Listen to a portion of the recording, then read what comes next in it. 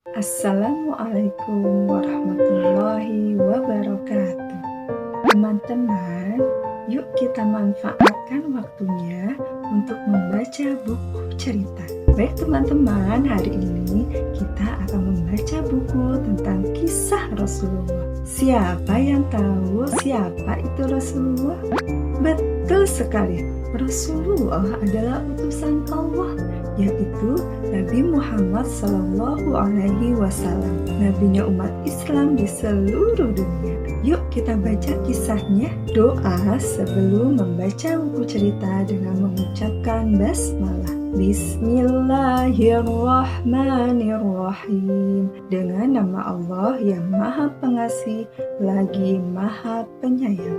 Judul buku cerita ini adalah Rasulullah sebagai pengasih dan penyayang. Kita sebutkan ya hurufnya satu-satu. R A S U L U L L A H. Rasulullah. S E B A G A I. Sebagai. P E N G A S I H. Pengasih. D A N dan P E N Y A Y A N G. Penyayang. Rasulullah sebagai pengasih dan penyayang.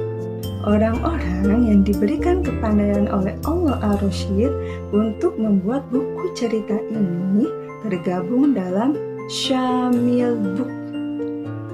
Pohon kurma tetangga. Di suatu daerah ada seorang yang kaya raya, tetapi dia tidak mau berbagi, kikir. Dia memiliki tetangga yang miskin sekali, tidak punya apa-apa untuk dimakan. Orang kaya ini mempunyai pohon kurma yang sangat lebat buahnya, menjuntai ke tanah tetangganya. Suatu hari, buah pohon kurma itu jatuh ke arah tanah tetangganya. Melihat kurma yang jatuh, anak tetangganya ini yang masih kecil mengambil kurma tersebut dan memakannya. Bismillahirrahmanirrahim. Allahumma barik lana fima razaqtana wa qina adzabannar. Saat sedang memakan buah kurma, si orang kaya ini melihat dan berkata pada anak kecil, "Hai anak kecil, keluarkan kurma yang engkau makan, itu milikku." Anak kecilnya menangis, "Aku belum makan, aku lapar. Kurma ini kan jatuh di tanahku." "Itu kurma milikku, keluarkan dari mulutmu." Kemudian orang kaya ini memaksa kurma yang sudah dimakan harus dikeluarkan. Astagfirullahaladzim. Tak tega rasanya orang tua si anak kecil ini melihat kejadian tersebut. Kemudian orang tua tersebut mendatangi Rasulullah dan menginformasikan kejadiannya.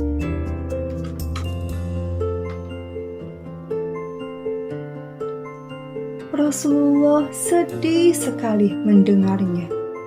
Kemudian Rasulullah mendatangi si orang kaya ini. "Biarkanlah kurma yang menjuntai jatuh ke tanah tetanggamu dimakan olehnya. Insya Allah, Allah akan memberikan surga bagimu." Kemudian si orang kaya ini menjawab, "Hanya itu tawarannya ya Rasulullah? Tak sebanding dengan kurma yang ia makan. Rasulullah sedih sekali mendengar jawaban si orang kaya ini. Kemudian orang kaya ini meninggalkan Rasulullah begitu saja. Tak jauh dari tempat Rasulullah berdiri, ada seseorang yang tak sengaja mendengar percakapan Rasulullah dengan si orang kaya ini.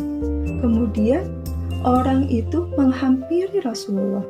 Ya Rasulullah, jika aku membeli pohon kurma itu, apakah sama tawarannya?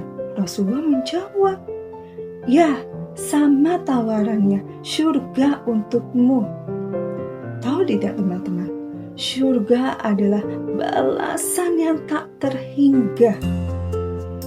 Orang tersebut lari mengejar si orang kaya. Hai, tunggu, aku ingin bicara padamu. Orang kaya itu menoleh. Wahai saudaraku, aku akan menukarkan pohon kurmamu dengan milikku. Milikku ada 40 pohon kurma. Maukah engkau menukarkannya? Wah, orang kaya itu senang sekali. Kurmanya akan ditukarkan dengan 40 pohon. Kemudian orang kaya itu menyetujuinya. Orang tersebut kembali menemui Rasulullah. Ya Rasulullah, aku telah membeli pohon kurma tersebut. Kini aku serahkan padamu ya Rasulullah. Rasulullah senang sekali.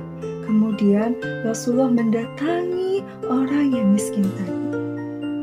Wahai saudaraku, ambillah manfaat pohon kurma ini untuk keluargamu. Wah, orang yang miskin tadi senang sekali. Terima kasih ya Rasulullah. Terima kasih karuniamu ya Allah pada kami. Kemudian tak lama turunlah wahyu kepada Rasulullah, yaitu tentang perbedaan orang-orang yang suka beramal, yaitu yang dermawan, dengan orang-orang yang tidak suka beramal. Teman-teman, yuk di bulan Ramadan kita berlomba-lomba untuk bersedekah. Tahu tidak? Dengan senyum saja kita sudah bersedekah, seperti hadis Nabi Shallallahu Alaihi Wasallam.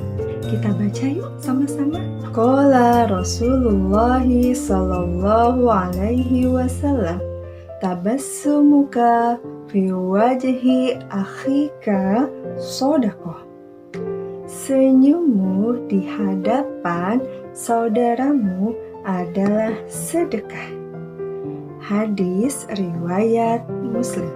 Nah, teman-teman, yuk berikan senyum kepada ayah, kepada bunda, kepada adik dan kakak agar kita mendapatkan pahala dari Allah. Tetapi ingat, lakukanlah perbuatan itu dengan ikhlas karena Allah Subhanahu wa Ta'ala. Baik, bisa saya cukupkan sampai di sini. Assalamualaikum warahmatullahi wabarakatuh.